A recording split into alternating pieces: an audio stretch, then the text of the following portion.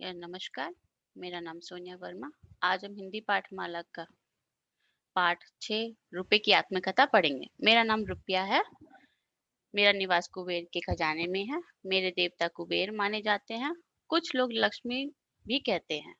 मेरा रूप एक ही है, यही है, लेकिन मेरे अनेक नाम हैं, जैसे रूबल, येन, लीरा, डॉलर, पौंड, दिनार, रुपया आदि। ये रुपए की आत्मकथा है। आत्मकथा क्या होता है? ऑटोबायोग्राफी। तो रुपया अपने बारे में बता रहा है कि मेरा निवास स्थान कहाँ मैं रहता हूँ। कुबेर के खजाने में। कुबेर गॉड ऑफ वेल्थ को कहा जाता है, रुपये का देवता। मेरे द्वारा ही देश और विदेश में व्यापार होता है। मुझे देखकर लोग अपने जीवन यापन की जरूरी चीजें खरीदते हैं। प्राचीन समय में मेरा रूप कुछ और ही था। इतने मैं इतना इम्पोर्टेंट हूँ कि मुझे देखकर ही कंट्री में, आउट ऑफ कंट्री में व्यापार होता है, बिजनेस होता है, मुझे देते हैं और सामान खरीदते हैं। बट ऑल टाइम में मेरा रूप कुछ और ही था। मेरी महिमा कुछ कम थी, मतलब मैं इतना फेमस नहीं था, इतना जरूरी नहीं था। लोग एक दूसरे पे जान देते थे, पैसों की इतनी वैल्यू नहीं करते थे। गुरुकुलों में भी शिक्षा अध्ययन के लिए फीस नहीं ली जाती थी। स्कूलों में, गुरुकुल में, पहले गुरुकुल होते थे, वहां पर पढ़ाई की जाती थी, वहां पे फीस नहीं ली जाती थी। विद्वान की सर्वत्र पूजा होती थी। जो विद्वान थे, पढ़े लिखे लोग थे, उनकी पूजा करते थे। इवन राजा भी उन विद्वानों का सम्मान करते थे। धीरे धीरे समय बदला और मेरा सम्मान होने लगा। अब धीरे-धीरे टाइम बदलता रहा। अब लोग मुझे पूछने लगे, रिस्पेक्ट करने लगे मेरी। मैं सर्वोपरि हो गया, मतलब सबसे ऊपर हो गया। सर्वोपरि मतलब सबसे ऊपर। अब कुछ किसी को कुछ नहीं चाहिए। क्या चाहिए? सिर्फ पैसा, मनी। ओके। भैया, दादा, मामी रिश्ते, ये सब रिश्तेदार जो है, रिश्ते जो हैं सिर्फ नाम के रह गए हैं। अब पैसों का बोलबाला ज्यादा हो गया है, इसलिए एक कहावत मशहूर है। इसके बारे में कहा गया है, बाप बड़ा ना भैया, सबसे बड़ा रुपया। मेरे आ जाने से लोगों का रहन सहन, बोलचाल, पहनने का ढंग, चाल डाल, सभी कुछ बदल जाता है। मेरी सुगंध से सभी बाधाएं दूर हो जाती हैं। जिसके पास भी मैं जाता हूँ, उसका रहने का स्टाइल, चलने का स्टाइल, बोलने का स्टाइल भी बदल जाता है।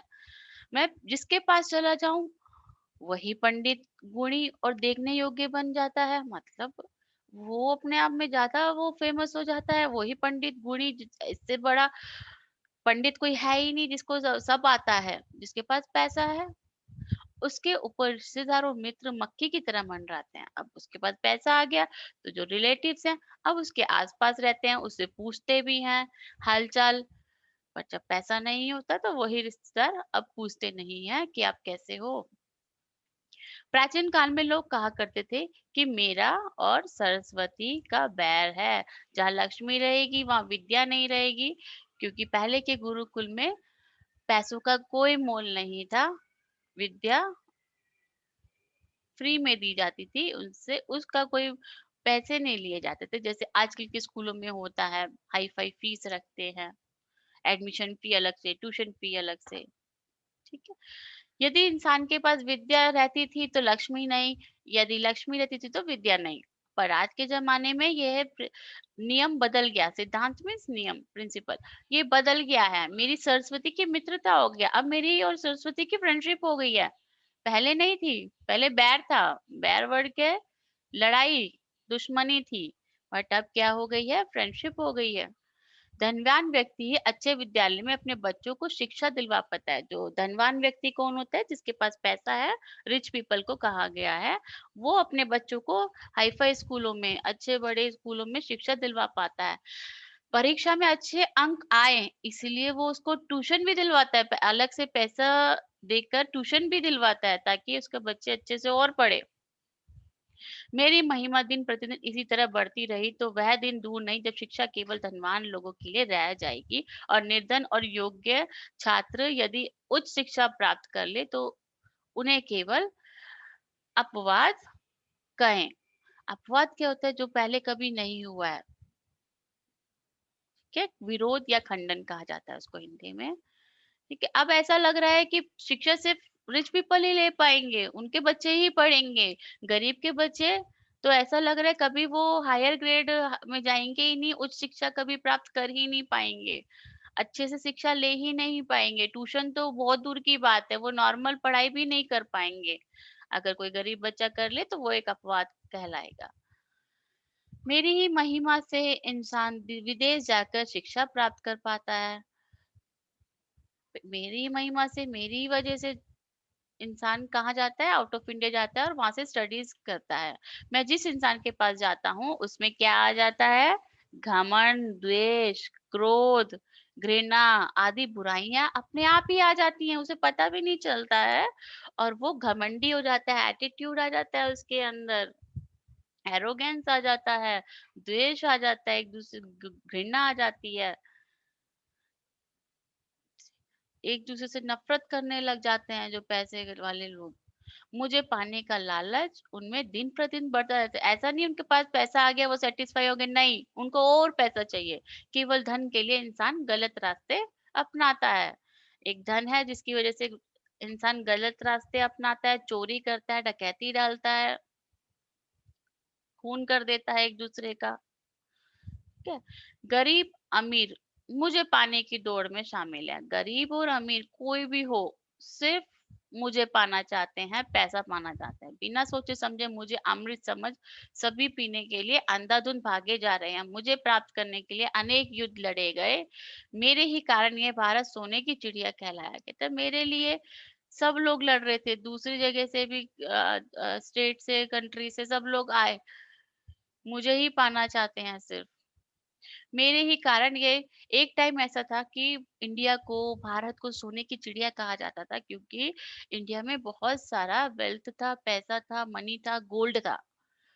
इसी वजह से सारे जो अ, अ, अलग जो दूसरे लोग थे इंडिया से बाहर के, वो अट्रैक्ट हुए कि देखो इंडिया में कितना गोल्ड है और उन्होंने अटैक किया इंडिया पर। मुझसे आकृष्ट होकर अनेक आक्रांता यहाँ आए, हमला करने वाले आक्रांता, आकृष्ट मतलब अट्रैक्ट होकर, और उन्होंने इस देश को गुलाम बना लिया और लड़ाई कर करके हमें पूरा देश को गुलाम बना लिया, स्लेव बना लिया। अंग्रेज भी मुझे हासिल करने के लिए यहाँ आए और उन्होंने इस देश को खूब लूटा और 200 वर्ष तक यहाँ शासन किया। यहाँ पर अंग्रेज भी आए, फॉरेनर भी आए और उन्होंने यहाँ पर आके सारा गोल्ड ले लिया, इंडिया का पैसा ले लिया और 200 इयर्स तक यहाँ पे रूल किया। ऐसा नहीं है कि हर व्यक्ति गैर कानूनी ढंग से धन कमाता है, ऐसा नहीं है। पैसा जो कमाते हैं, अर्न करते हैं, वो सिर्फ बैड थिंग करके ही कमाते हैं, बट कुछ लोग हैं जो हार्ड वर्क करके कमाते हैं और 2 टाइम की रोटी खा पाते हैं सिर्फ, फिर भी वे हैप्पी हैं, सुखी हैं।